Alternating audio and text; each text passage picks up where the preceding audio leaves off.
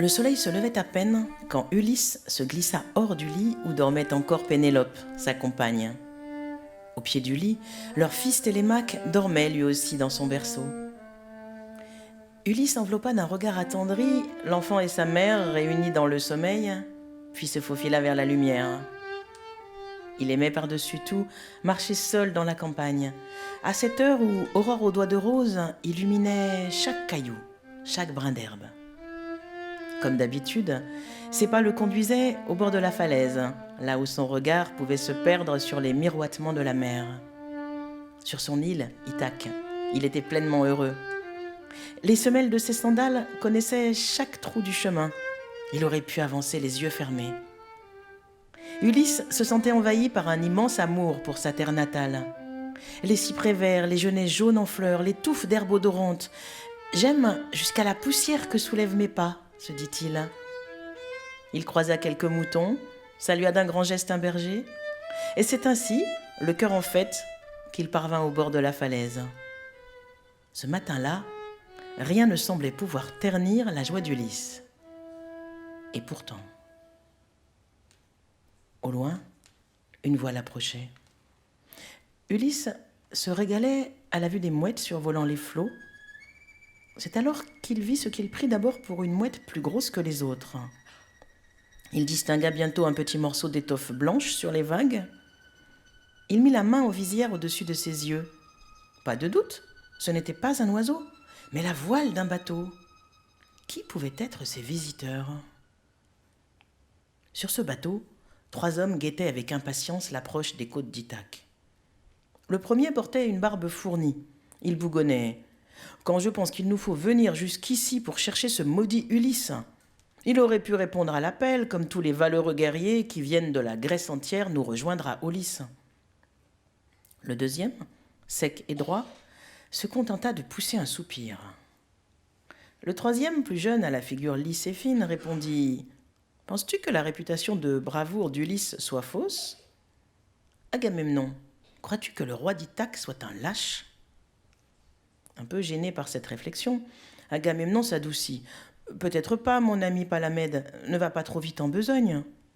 Ulysse a peut-être une bonne raison de ne pas avoir répondu à notre appel. » Un fin sourire se dessina sur le visage de Palamède. « Nous n'allons pas tarder à être fixés, dit-il. Les vents sont avec nous. Nous accosterons au pays d'Ulysse dans moins d'1 heure. » Là-haut, sur la falaise, Ulysse fronça les sourcils.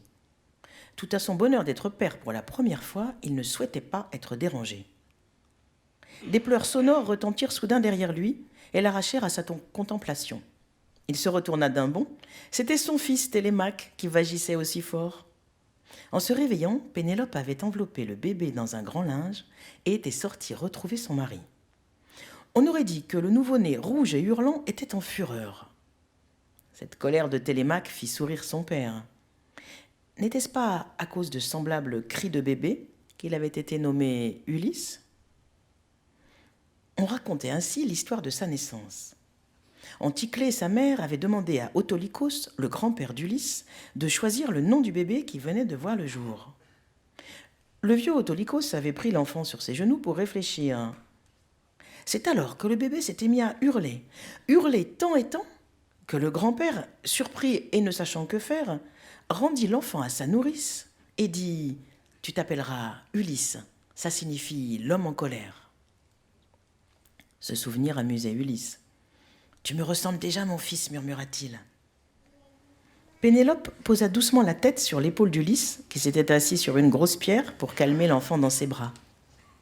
Soudain, elle tressaillit. Elle aussi avait vu la voile sur la mer. Ses lèvres blanchirent. Elle avait reconnu un bateau chargé de guerriers grecs. « Ils viennent te chercher, » dit-elle d'une voix tremblante. « Je t'en supplie, ne pars pas. Tu connais la prédiction de l'oracle ?» Ulysse baissa la tête. Il passa une main hésitante sur les cheveux de sa femme. « Oui, je sais. L'oracle dit que si je pars, je resterai absent d'Ithaque pendant 20 ans et je reviendrai pauvre et misérable. » Il jeta un œil aimant autour de lui.